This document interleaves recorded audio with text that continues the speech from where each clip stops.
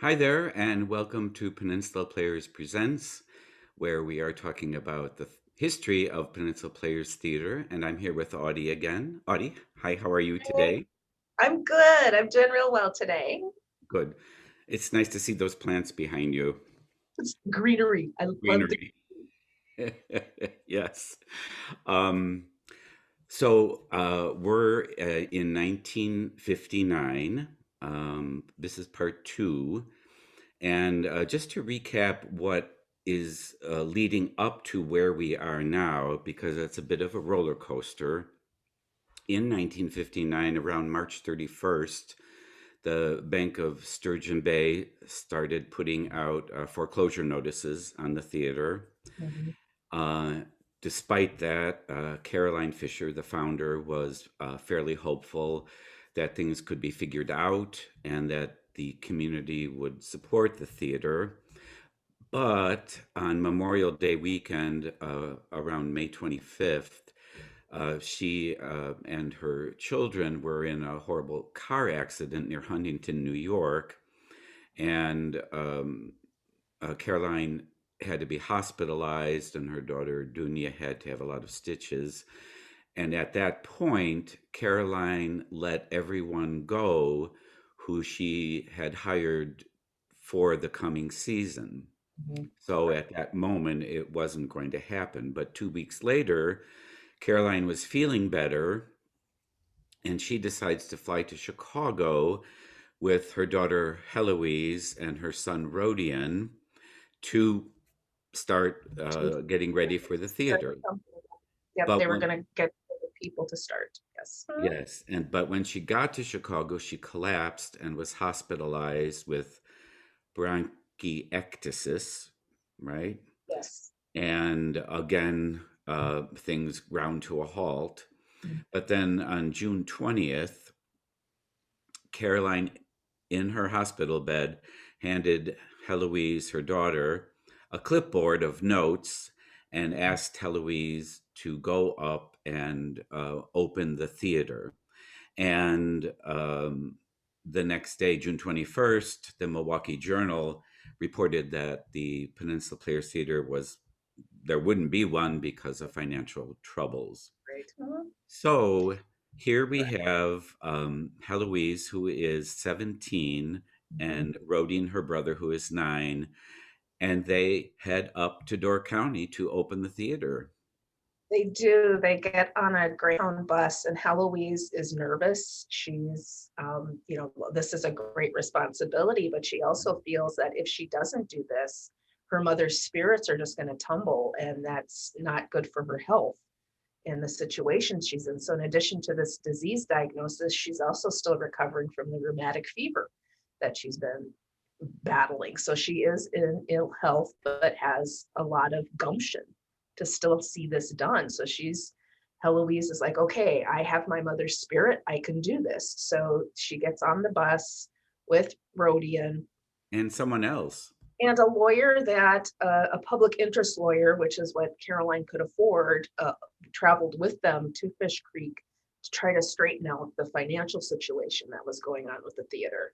Mhm. So the kids get on the bus, and Heloise, the entire way up there, is kind of thinking to herself, I don't even think I have bus fare to get home if something should happen. So she's like, this has to work. So she gets to Fish Creek, gets off the bus, gets is able to contact a high school friend of hers from Ephraim who picks up some groceries for them. And then her and Rodian head down to the theater, and they don't have keys. And so they have to break into some of the buildings, and then there's no electricity, there's no heat turned on, the water's not turned on, and they're there with the groceries. And Heloise says that they made campfires on the bayfront and roasted hot dogs, and like they were camping for a few days, and it was warm enough that they put the milk container in the bay with a string on it so it wouldn't float away to keep it cool. And we started opening the buildings, which is something that Edith would have done.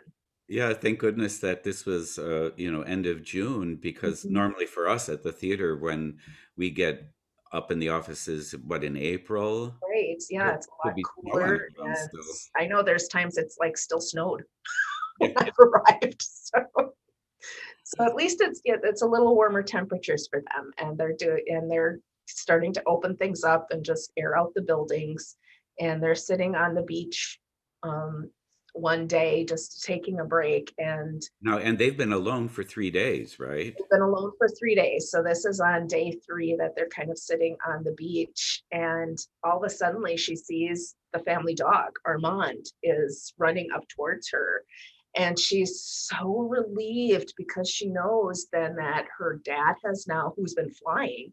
So Rodian this entire time has been flying back and forth on his routes transatlantic, picking up Dunya in New York, then going to Chicago to see Caroline, and picking up Roger, was the stage manager. Roger Hamilton. And all three of them travel to Door County by car, and Heloise now knows they've arrived. And so Caroline had gotten him when they got back to Chicago, he was still available. So he was able to help. And so he's come up to help get everything open, and they start moving on with things. But as they were cleaning, Heloise remembers saying, I knew my father and my sister and Roger Hamilton arrived. I knew I had help now and the family car to get around in. So she didn't even have transport till then. And in opening up the buildings, we found a coffee can full of change worth $72.16. I have never forgotten that number. That was the money we had to open the theater. So with $72.16 in pennies, nickels, and dimes, probably, is Yes. what she had.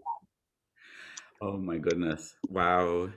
And at this time also, Rodin was on the phone with Tom Koutsoukis, who had been in previous seasons. Previous season. So right. So Rodian helps get some of the things set up. So he gets the phone service on. He starts calling the utilities to get everything situated, and it's still kind of scrambling. And they're also scrambling to figure out what to do and Hmm. what shows to do and who to get up there. So they do find people. A majority of them, I believe, came from the Goodman School. So Tom was a graduate of there, and Gail Cooley, who was also there the previous season.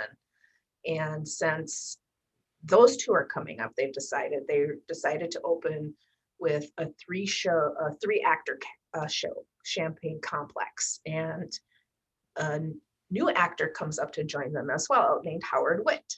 And Hmm. And at this time, there's a writer from Green Bay mhm. comes up and writes an article about the hectic planning that precedes the 25th season for the Players. Oh, yes. And he wrote, since the possibility of this year's opening until just a few days ago was clouded by some rather complicated financial Charlie chasing, the area was even more than usual like an anthill, freshly doused with kerosene. I was just going to say he also compared it to a circus, and being there preseason and getting everything ready. It does kind of feel that way because you're pitching up and pitching up the tent, pitching up the chairs, pitching up the benches. And I think the whole season's going to feel like that. Yes. But the positive thing that he wrote at the end of this article is, I am happy to report that as I drove out of Players Dell, the theater in a garden, the sun broke through the clouds, presaging a fine Door County type weekend. It was nice to hear that upbeat bit of it. So then we've got a bunch of troopers down at the theater being led by 17-year-old Heloise. Yes. And the day on June 29th, right after that article appeared, Caroline tells the Milwaukee Journal what the slogan for the season will be. Yes, she gave him a call because I think she heard that they had reported they were opening. So she called to let them know that Silver Summertime was going to be the slogan for the season, because this is the 25th anniversary season. Huh? which was a crazy time to have an anniversary because of everything that was going on. And as you'll hear, they do their best to celebrate, but they get it in when they can. Exactly. Yes. So the season does indeed open July 3rd, a little late, Mhm. but it does. But on our way there, we just wanted to talk a little bit about the state of things in the country at the time, like the price of things, for example. Right. Yes. And so I know that a gallon of gas is 25 cents at this time, and a loaf of bread is 20 cents, Mm. and a movie ticket is $1. Yes, and what we also found out was that the minimum wage in 1959 was $1, and that a average household income was $5,400 a year, and and for a single person, $2,600 a year, which sounds crazy now, but that was those both of those figures were up over 1958. So things were on the upswing. And of course, elsewhere in the like to talk about what's happening in the movies. Mhm. Yes. So playing that year, we have Anatomy of a Murder and Ben-Hur, great big Hmm. spectacle, and North by Northwest. Indeed, Alfred Hitchcock. And some of the books that were going on were Advise and Consent by Alan Drury, Goldfinger by Ian Fleming, The Manchurian Candidate by Richard Condon, and we have to mention The Haunting of Hill House by Shirley Jackson, I know that's one of your favorites. my favorite movie.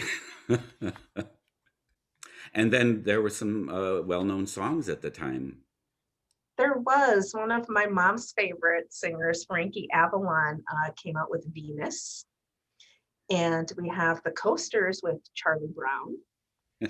And we also have the Ballad of New Orleans by Johnny Horton.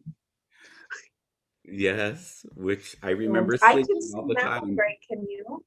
Yes, yes. We won't. No, no, no, we won't. We'll work on the duet part. Okay. And also Mac the Knife. Oh, yes. Yes. Oh, Bobby Darin. Bobby Darin, yes. And then to get back to what we're doing, theater on Broadway, there was uh, some big musicals.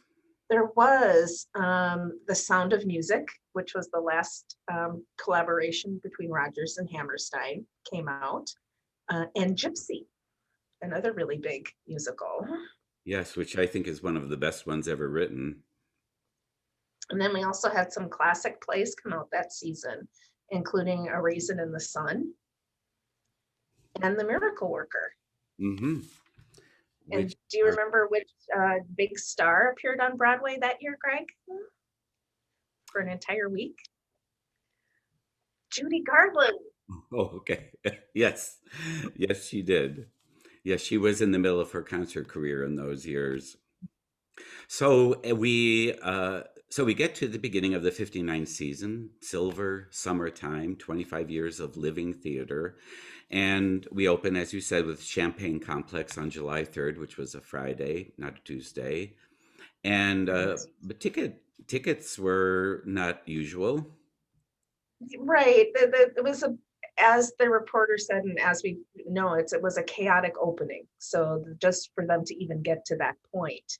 And so they put out general admission tickets for that performance, and they opened late and only scheduled 3 performances of that first show. And that was just because of the chaos of that. So while they were also rehearsing that production, they were also trying to rehearse the next production at the same time, and Tom is directing both of those as well. So, um, and so that's as the general admission, and two show Saturdays was also still the plan for that season. So, And so we, as you said, got introduced to Howard Witt, who mhm.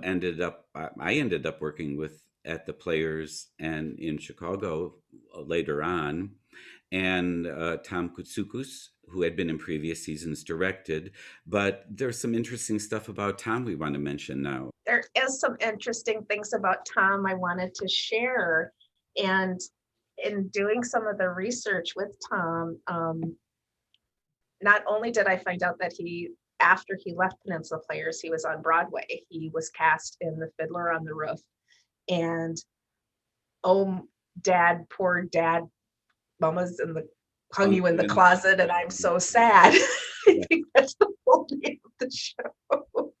But prior to arriving at Peninsula Players, Tom was a participant of the National Pickle Association's Pickle Appreciation Week of 1958. Mm-hmm. So the Pickle Packer Association in 1949 started sponsoring National Pickle Week, just an appreciation of everything that's pickled, not just pickled cucumbers, but also beans, dills, what recipes you could do with pickle juice. And I found an entire Time Life appreciation with like the Three Stooges, eating giant pickles, and this other Mr. Pickle down south who was shown floating in a vat of pickles. So this has been going on for a decade. But in 1958, Tom was the pickle spokesperson, and there were headlines across the country that I found where it's announced that actor Tom Koutsoukos intends to change his name to Johnny Pickleseed.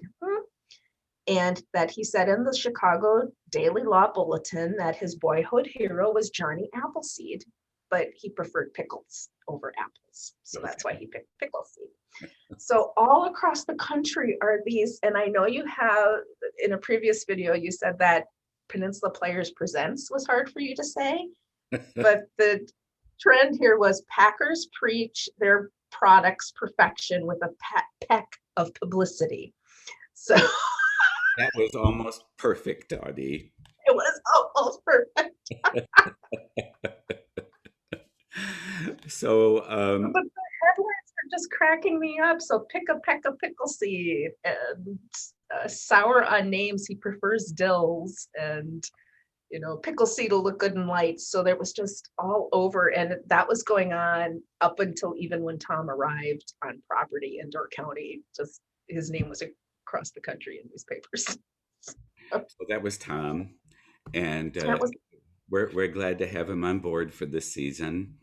And around this time, Roger Hamilton, who was had the title of general manager, and Heloise as assistant general manager, Roger wrote a letter to the editor thanking people.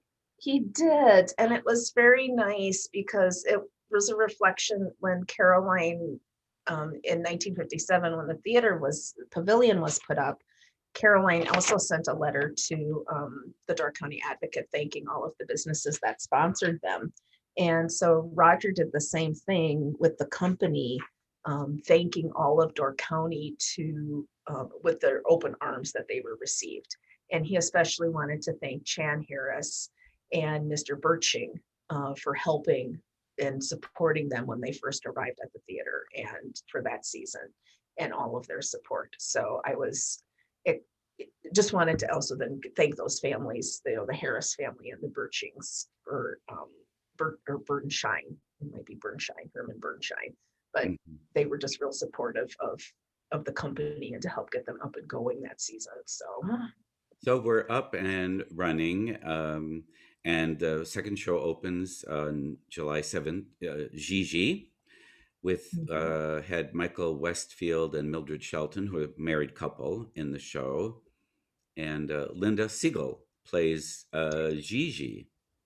Yes, and it was kind of fun to find out about Linda. Linda had performed Gigi the summer before in Tennessee. So she's also a student at the Goodman School of Drama, but had spent this summer before in Summerstock the year before. And I found out she returns to Chicago and New York and becomes involved with Second City, the improv troupe. and works with Alan Arkin and another couple company members, and writes Second City company members, and writes a comedy called Stewed Prunes that becomes very popular for them. So it's always very exciting to see where where their talents lie. So she was really got to be known as a comedian, Hmm. and audiences really enjoyed her work in Door County when she was with us that summer.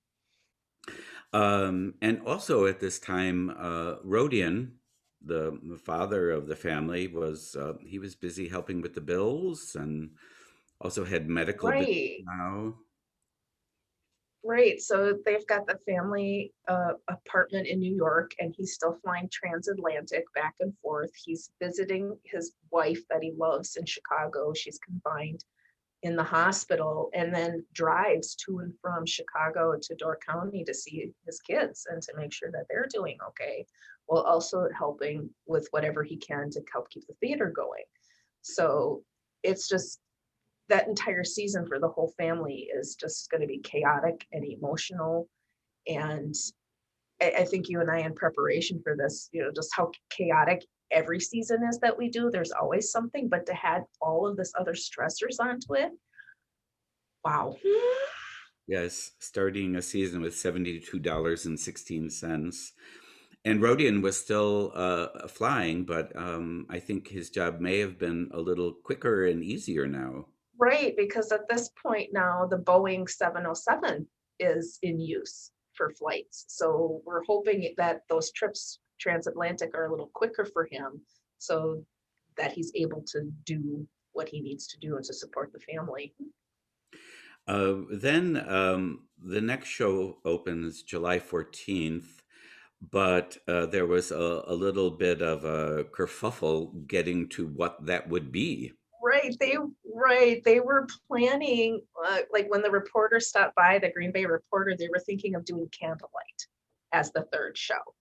And then in subsequent press releases, I saw Desperate Hours was going to be the next show. And then I ran across an article that said, oh, there's been a snafu with the mail and we didn't get the script. So now we're going to do Picnic. So they've got Picnic on scheduled. And they did open Picnic on July 14th with Howard Witt and Maggie Magerstadt. And then it was around this time that Caroline had some surgery. She did, with the bronchial disease that she had. It was a permanent condition. And so the airway is trapped. And what ends up happening is a long procedure that removed half of her left lung. Hmm. And in a subsequent article by Chan Harris, I read that the procedure took 6 hours, and it was kind of touch and go because her lung was actually attached to her heart. Hmm. And it was her indomitable spirit and persistence in wanting to live, to see the theater going, that she survived that surgery. And so she's now recuperating from that. And And I can it, understand why so many people found her an inspiration.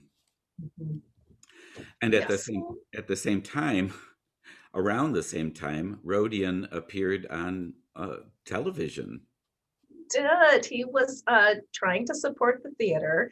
And so he agreed to be on the Jack Parr show.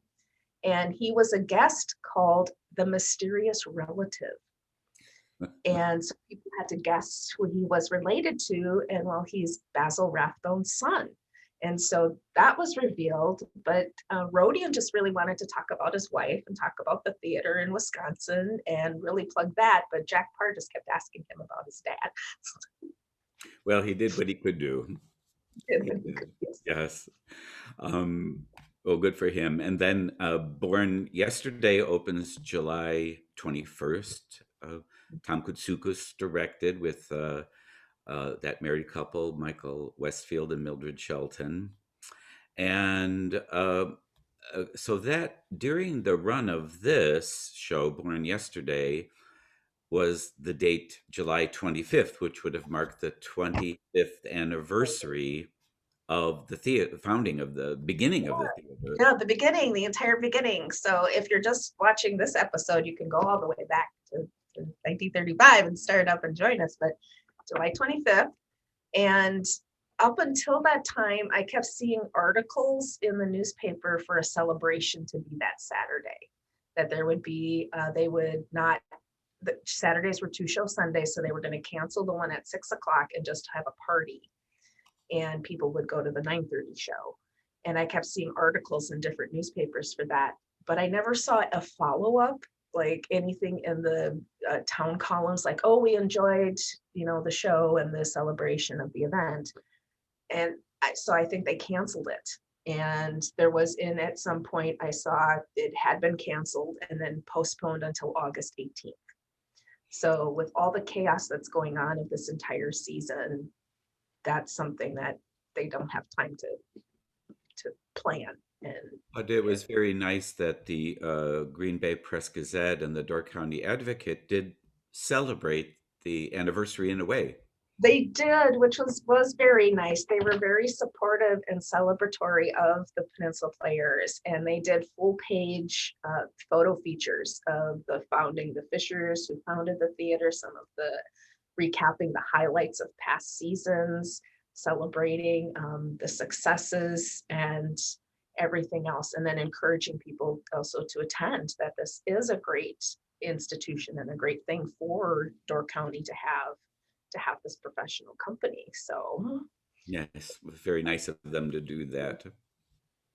And also around the same time, the theater and something came up that would affect the theater in the next year, but had something to do with Wisconsin tavern owners. Right. I ran across this little article that mentioned that tavern owners in Wisconsin were facing heavy tax payments for not paying a cabaret tax for allowing dancing to jukeboxes in their establishment.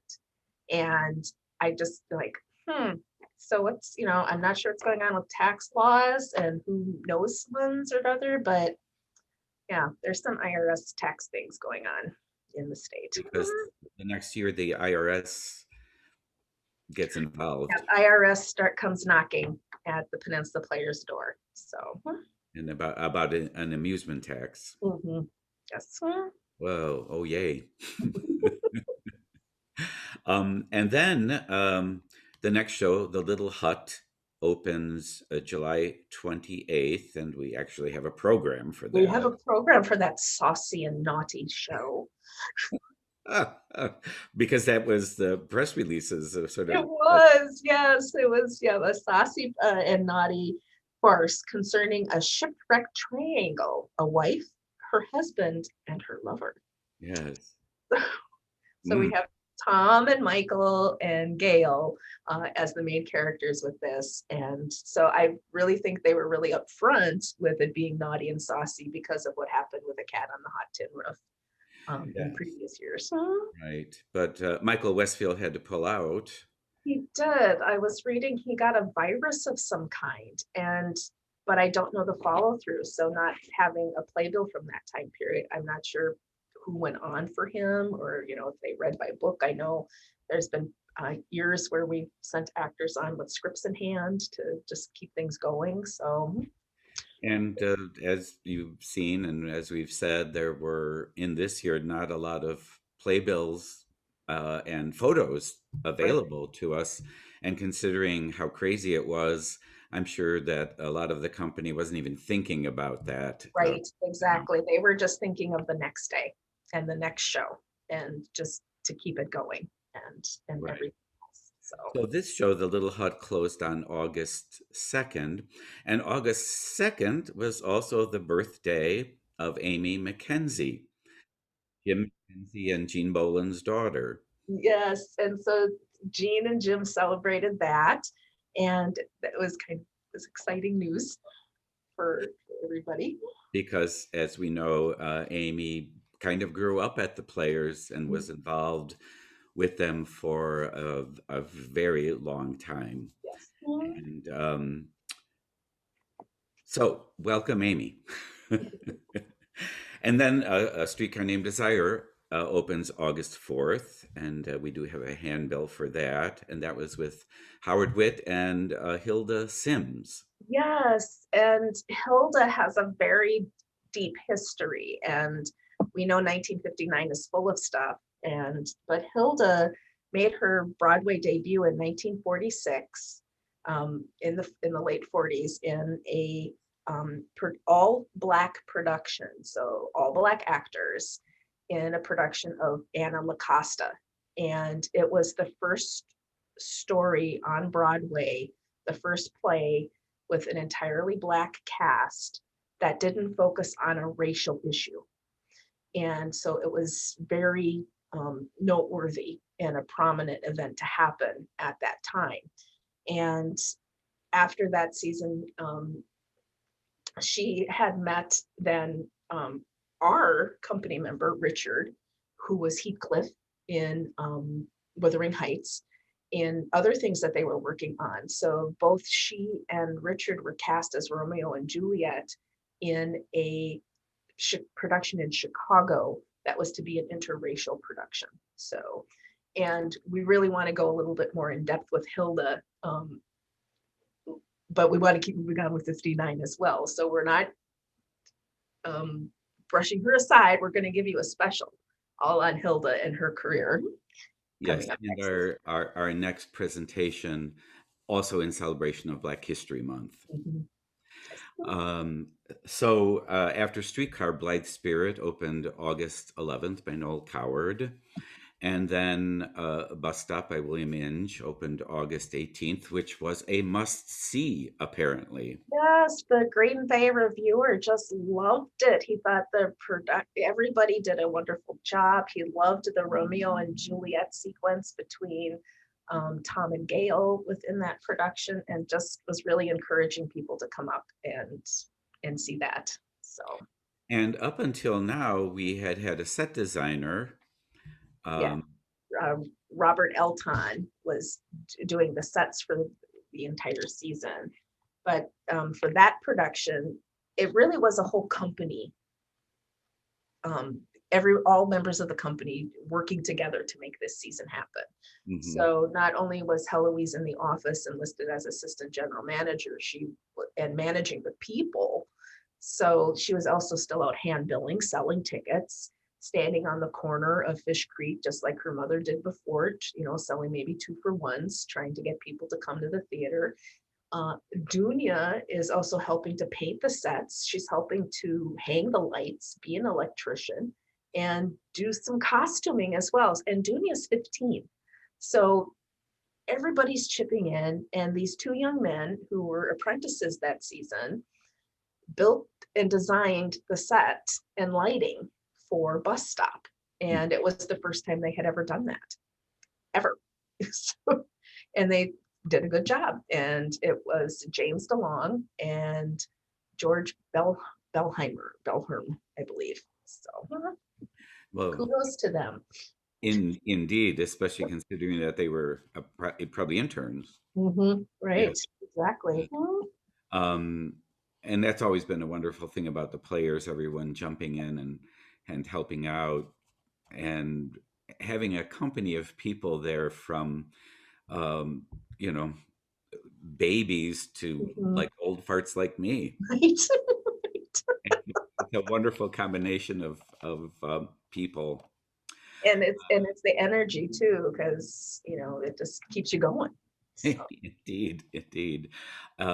And around this time, just to take note, on August 21st, Hawaii was admitted as the 50th state, which I still have yet to get to. Mm-hmm. And also earlier this year, in 1959, on January 3rd, Alaska had been admitted as the 49th state. So glad to have them on board. Yes. And after this, The Time of the Cuckoo by Arthur Lawrence opened on August 25th. Mm-hmm. And then Jean Leslie came back for this. He did, and it was really nice to see a former company member. So up until that point, Maggie Magerstadt is the only, what you would call, returnee. Mm-hmm. So to see a familiar face, I think it helped reassure the patrons as well as other members of the company that, you know, because Leo's not there, Bob Thompson's not there, the Fishers, Caroline's not there, but to have Jean Leslie on site and working, I think helped boost spirits at that time as well. So it was a good week. It was a good show, and they had nice reviews for that production too. Great. And then we get to the last show of the season, which was an interesting production. It was a play called A Nest for the Phoenix, and that opened September 1st and went to September 6th, and it was a world premiere.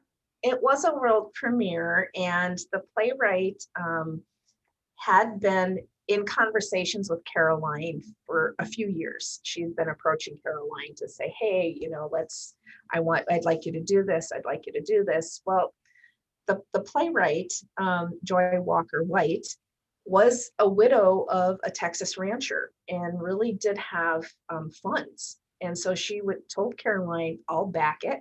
I'll pay for it if it doesn't make money. And so Caroline calls Heloise and just says, we're doing it. Mm-hmm. And so they fly in Kurt to do the scenic design for that show. Kurt Lundell. And they're supposed to also fly in Leo to help direct it and help shape it and prepare it. So the playwright comes up from Texas, and they also bring back Jean Boyle. So Jean, who has just had Amy, had to leave baby Amy and came out. And being a mom, I'm like, oh my gosh. And also loving Peninsula Players, she loves the theater so much that she is coming back to help make sure that Caroline, you know, keeps this theater going. Mm-hmm. And so she's there for rehearsals of this play. And Caroline has often whispered to Heloise, this isn't a good show. I can't do this show. But they're at this point now where, okay, she's going to help pay for it. We're going to do the show. So. Yes. And Leo, for some reason, is not able to come to direct it. Right. They were waiting and expecting for him to arrive like the Monday before they were going to start, and he didn't arrive. And I don't know if it was a contract snafu that he couldn't get out of what he was doing or what happened, but he doesn't arrive and he's not there to help. And so Michael Westerfield is left to shape and manage and direct this all on his own. And they managed to get it together. And in fact, Heloise had a surprise on opening. She did. So it's opening night of the world premiere, and Heloise is doing everything that her mom would have done. She's all dressed up in her cocktail dress, greeting people. And I believe someone even came up to her to tell her that part of the set was falling down. So she had to go backstage and like put part of the set back up in her cocktail dress. And as she's coming back out to greet people, she sees her mother walking down the staircase, the stone stairs. And she's just standing there in disbelief because mother had just had half of a lung removed a few weeks before. And apparently what had happened was the playwright paid for an ambulance to drive Caroline from the hospital in Chicago to this performance this evening so she could be there for opening night. And Caroline had told then Chan Harris later that I wanted to at least see one performance and be there to support everybody. And she walked in and like dropped silence for a little bit. And then everybody started applauding because they were so happy to see her. And she was so happy to see them. And you find out that the doctors decided to let her go on this trip because she needed a spirit boost. She needed to have that uplift to carry on. And then Heloise said all of those things and all of those sacrifices we did helped her to live for another 25 years to have her boosted. So it wasn't a pleasant journey for Caroline to make. Chan Harris reported in the following week that yes, it was good to see her. We were glad to see her, but that the ambulance stopped every hour and a half to give her a cortisone shot for pain. And having held my mother's hand while she got cortisone shots in her knees for her arthritis, and that was just one shot, I can't even imagine the pain Caroline went through to Mm. get there. And they were able to stay, they started the show, but Caroline is in too much pain to even sit. And Heloise was like, it was like a night, I was like watching a nightmare or Twilight Zone, or she said, or even theater. I was watching theater in my own life because mom with Caroline was then it was too cumbersome to sit. So she goes to mama's house and she's recumbent on a sofa for the entire run of the show, trying to, relax and rest. And then as towards the curtain call comes up, then she gets up and goes back out to greet the playwright with Maggie Magerstadt, to give them a bouquet of flowers and to greet the patrons and to visit with them a little bit. And then she gets back into the ambulance and is taken back to Chicago, to the hospital. Again, she was an inspiration, and I think if it had been me, I would have been much more of a baby about it all. Right. So they did get the last show open. Mhm. Again, a continuation of the adventure of the whole season. It did not get great reviews, and one of the writers talking about it said, "Chief criticism is that it's too darn complicated. At one point in the play, there is a line, 'I can't understand it.' When this came out, there were mutterings around the audience of 'neither can I.' But it got done. They opened the last show and they got through the season. They did, yep. And then on closing night, the closing weekend, they finally have the celebration for the 25th anniversary. So a lovely cake is presented to Heloise, and there's a nice photo of it that I found in the newspaper. So it was also congratulations on the world premiere of the show and congratulations on the 25th season that Knapp and Baakari presented to the company. So they made it, Yes.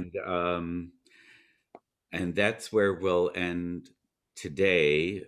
Though before we go, to say that on this around December 18th, the Bank of Sturgeon Bay foreclosed on the mortgage. They did. They foreclosed, and we're going to have to see what happens next. Well, but they foreclosed on the mortgage, but issued a 1 year grace period. And then, now this is next year, but on March 3rd, 1960, the Door County Advocate announced that the Peninsula Players Theater's property will be sold for back taxes.